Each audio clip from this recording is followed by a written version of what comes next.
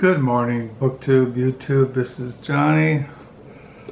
I was looking at my YouTube channel and it's been 3 or 4 days since I made a video, and I like to be not too far behind in my filming of videos, since I know that you're all waiting on bated breath for me to make a video. But yeah, I thought I'd make a video. Today is November the 9th, 2025. It is a Sunday morning. It is 9:50 in the morning. My new clock. And I am waking up to another week. My wife went to her church this morning. She had a cold all week. She was sick, but she said she felt better this morning. So she left. So thank the Lord for His mercies in restoring her to her present state of health. And outside this morning, as I'm looking around the windows around our house, there's frost and snow on the rooftops. And it's bitter cold. It's like 38 degrees outside, icy cold. It's supposed to snow, but not stay. And so I'm waking up to another day of existence in the dead American world, and writing in my diary.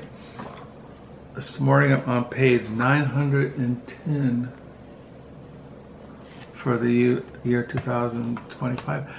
I would think I would hit 1,000 pages this year, but so I got 90 pages I gotta write. And usually I write around 65, 70 pages a month using this kind of paper, double rule paper. So we'll see. I'm not really care. Sometimes what I'll do in order to get over 1,000 pages, I'll copy off on our printer what I write in my online diary, Crooked Fingers.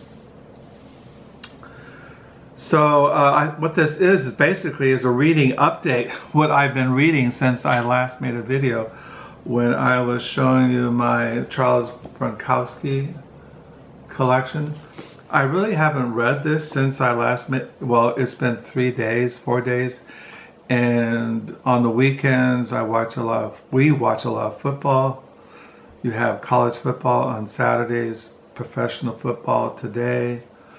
Friday reads, I don't remember what I read on last Friday, but I do plan to keep reading this for my nonfiction. Like, you know, I read Christian books in the afternoons. No, I read Christian books in the mornings into the afternoons, and then in the afternoons I read nonfiction, things like this, other books, and then in the evenings I read literary fiction. So in the mornings I'm still reading Thomas Goodwin, Union with Christ, The Indwelling of the Spirit, Participation in Christ, and the Defense of Reformed Soteriology by Jonathan M. Carter. I read this, I've been reading it pretty steadily. It's really worth having if you're into Thomas Goodwin, who was a Puritan divine in the 17th century. As you know, I've been reading in the mornings from volume 5 of the works of Thomas Goodwin, his treatise of Christ the Mediator, and I've been reading this pretty steadily. I've read it I'm sure a couple of times over the last, I've been reading the Puritans since 1975. I'm sure I've read him before. I've read Christ the Mediator. Also, in this volume 5 of the works of Thomas Goodwin is a sermon of his towards the end. It's called Christ Above Moses. The supreme eminence of Christ above Moses. It's based on the text in Romans 12, verse 25 through 29, and Haggai chapter 2, verses 5 through 9. Yeah, the supereminence of Christ above Moses. And then there is a sermon, reconciliation of the people of God by Christ's death. And then also in volume 5 is a sermon, the one sacrifice. And then there's a sermon, reconciliation by the blood of Christ. So it's a good, as you meditate upon the life of Christ, his death, his resurrection, his ascension, his reign, as you focus your heart and affections upon that, upon Christ as he's revealed in the Bible, you are transformed into his divine beauty and glory. So you can't go wrong reading Thomas Goodwin on the Lord Jesus Christ in volume 5 of his collected works. So I'm reading that. And I'm still reading. I'm really enjoying this book, even though I told you got to read it with discernment. You have to have a good background in the Bible, Reformed theology, Christian spirituality, but it's called In Your Light, We See Light, a Reformed Theology of Divine Illumination by Paul C. Uyen. Yeah, I would recommend this book with discernment. I'm almost done with the chapter on the economy of illumination, Roman Catholic tradition. And then I should start this week the economy of illumination and Reformed tradition. And then he has chapter 7, communion with God, and economy of illumination being the triune light ad extra. Yeah, then he has a chapter being transformed from glory to glory. So yeah, like I said, I would recommend the book, but have a good solid understanding of the Bible from Genesis to Revelations. Have a basic understanding of Reformed theology and an understanding of the history of Christian spirituality when you read this, but I recommend it. And I'm still reading in the mornings Theoretical Practical Theology, The Application of Redemption and the Church by Van Mastricht, who lived from 1630 and 1706. He died, was a Dutch theologian, and highly recommend this. Yeah, I want to finish volume 5 because I'm hoping in 2026 they'll come out with the final volumes, which is on volumes 6 and 7, and then it'll be completed. I've read the other 4 volumes, and I'm in volume 5. I'm on chapter 7, the adoption of those to be redeemed, and the text is, behold, what great love the Father has given us, that we should be called the sons of God. So he goes into adoption, and then he goes into divine calling, effectual calling. And then he goes into sanctification, and then a chapter on glorification, and then he goes into the doctrine of the church. So I've been reading this, and it's translated by Todd M. Reasoner and edited by Joel R. Beeke. So I'm reading those basically in the mornings. And also my wife and I, we try to seek to have devotions in the morning, and we're going through the New Testament. We're reading through the revelation of Jesus Christ, which is the last book of the New Testament. And at night we're reading through Hosea, the minor prophets in the Old Testament. But in the as far as nonfiction in the afternoons, first of all, I did go to the Book Nook last week. I think it was last Friday, and I did find 2 books. One I had, and one I didn't have. I found a hard copy at the Book Nook, the library, our local library used bookstore, The Royal Family by William T. Voldman. This is the first Voldman. Many years ago, I read this in a paperback. I have a paperback. This is the first book I read by Voldman many years ago. This came out in, it's basically a novel. It came out in, let me see,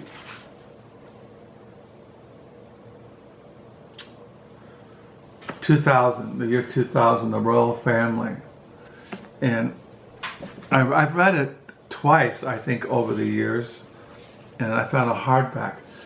It's a library withdrawal from the New York Public Library.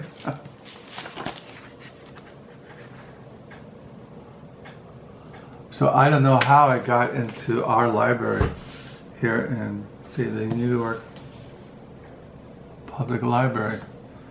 So, and then I found, as you know, I just got a biography last week or the week before on Peter Matthiessen, a biography on his life, True Nature, The Pilgrimage of Peter Matthiessen by Lance Richardson.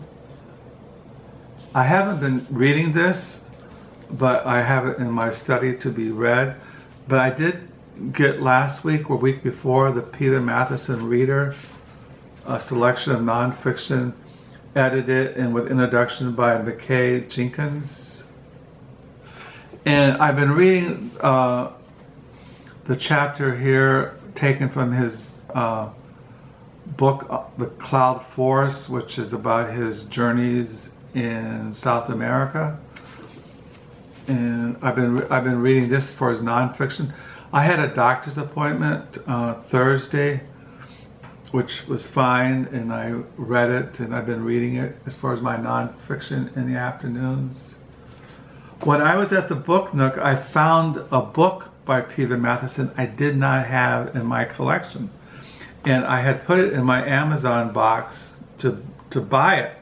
And when I was at the Book Nook last week, looking at the section on nature, I found the book that I didn't have in my Peter Matthiessen collection. It's called Tiger in the Snow, Peter Matthiessen, Introduction and Photographs by Maurice Hornacher. This is about the Siberian tigers, not the tigers in India, but I think it's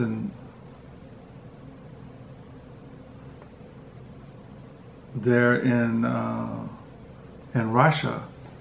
So he has pictures of tigers.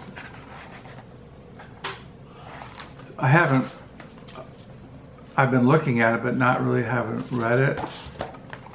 That's about it. So I didn't have this in my Peter Matthiessen collection. So I was kind of pleased. It was only, I think, $2.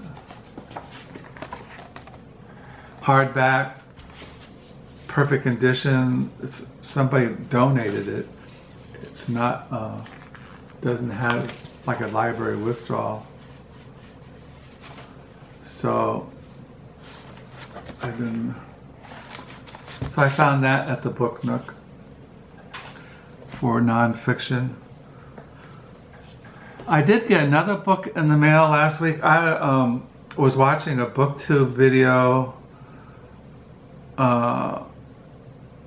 and he mentioned he had a reading list at the bottom of his videos, and he referred to an essay by Tony Judt, J-U-D-T, and I collect his writings. He was a French intellectual, writer, journalist. I have 4 of his books. He passed away sometime in the past. I can't remember when he passed away. But it was an essay in a book called With Us or Against Us, Studies in Global Anti-Americanism, edited by Tony Judt and Denis Lacorne. And the essay in here that the booktuber had in the reading list was in the first essay. These are all by leading scholars from different countries: France, Pakistan, Palestine, Germany, Russia, Palestine, Pakistan, Iran, and how these scholars, how their countries view America or the anti-Americanism. And the first one is called The New Master Narrative, A New Master Narrative, Reflections on Contemporary Anti-Americanism by Tony Judt. So I haven't gotten, I was going to read this probably this week. I got this, I think, last Friday, and I plan to look at it for my nonfiction in the afternoons.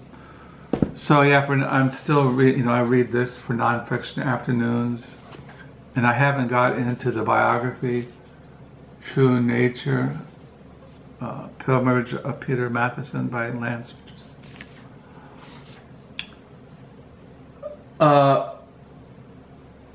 As far as literary fiction, what I read in the early evenings, night before I go to bed, I finished reading Fox in the Attic by Richard Hughes.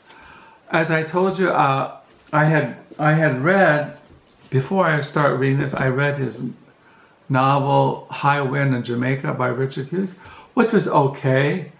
I wasn't blown away by it, but it was okay. I wouldn't buy it new. I think I found this at some thrift store or used book sale. I've had it for a while. And then I told you I had this one in my library. I had it for a while, The Wooden Shepherdess by Richard Hughes. But when I looked at this, I found out that this was the second volume in a trilogy, or yeah, is it? Well, a series, 1 and 2. There was supposed to be a third one, I think, but I think that Richard Hughes passed away. So before I was going to read this one, I ordered from Amazon Fox in the Attic. And then this is the first one, and then he wrote this as a follow-up. So I read this, and I told you I was kind of somewhat disappointed. I thought it was uneven. I didn't like the way it was structured. The characters were poorly developed. I wasn't really that impressed by it. So I decided not to read this for a while. But I finished Fox in the Attic. But as you know, me, I'm kind of always curious about the writer of. So I was kind of curious about Richard Hughes as a writer. And I found out that there was a biography written about him. And I had to order it from a bookstore in England. And I got it in the mail last week. And it was called Richard Hughes, a biography by Richard Purcell Graves, who knew him personally. They were apparently his parents. They were friends, and he grew up knowing him and knowing about him. So I read the chapter here on Fox in the Attic, which goes into how when Richard Hughes was writing Fox in the Attic. And there is a chapter on The Wooden Shepherdess, which I have not read, but I probably will read in the future if I do read The Wooden Shepherdess. So I just read the chapter here on the fox in the attic in this book, the background when he was writing it. It took him almost 6 years to write this. He was almost kind of a perfectionist, doing 60, 50 drafts and just really laboring over it. And I was kind of surprised because it's not really well written. It's kind of a historical narrative based on the rise of Nazi Germany. One of the characters, even though he's British, he has cousins in Germany. And it's right after the First World War, probably in the early 30s. And he goes there to visit his cousins in Germany, and then you have the rise of Hitler and Nazism. But it's just, I wasn't really impressed by it. So after I finished Fox in the Attic, I got in the mail this. I showed you this. I started reading this last week, and I read it over the weekends, watching football on mute, reading this at night before going to bed. I read, it's over 1,001 page. And it's by Michael Lentz, and it's translated, it's called Schadenfreude, a Requiem by Michael Lentz, translated by Max Lawton.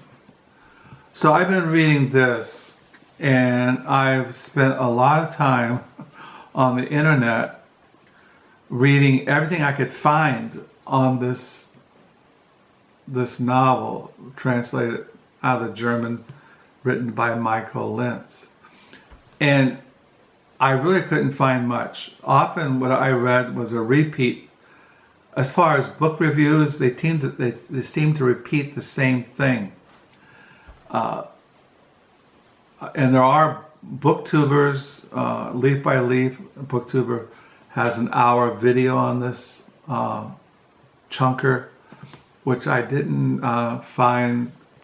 didn't answer my questions about the novel. So what I did last night, I was on the internet last night before I went to bed, and I had been reading this during the evening.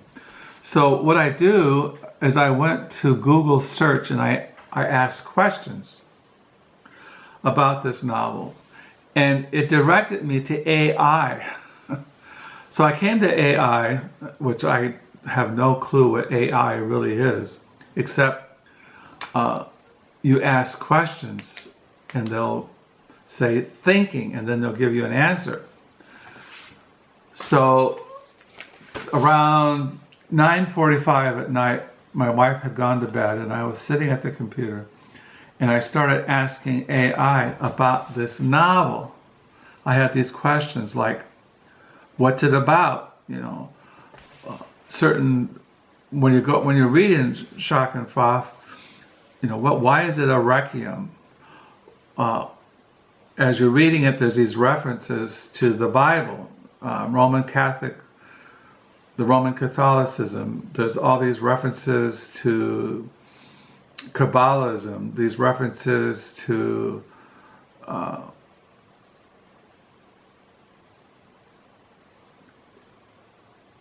like German history, Nazism, nationalism, and so I started asking all these questions, and I wound up with 26 pages.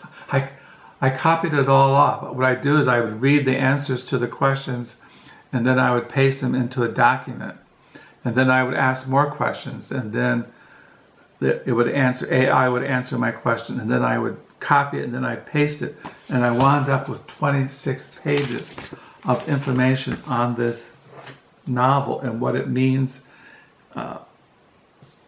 So what I read is what a lot of my questions was based on what I thought. And so what I wanted was a confirmation that what I had seen or understood was what was in the novel, that I wasn't too far off in my understanding of what the novel was. But the point is, if you do plan to read this chunker and you got questions, go to AI and type in. And that's what I would, because I couldn't find answers to my questions about the novel from interviews with Michael Lentz. I couldn't find answers to my questions about this novel in interviews with Michael Lentz, were reviews. I couldn't find the answers. But AI pretty much gave me what I was looking for. And I was kind of surprised, because I've always been kind of leery of using AI. But now I don't take what I read from AI as the authoritative understanding or interpretation of Schadenfreude, a Requiem, but it did answer some of my questions. So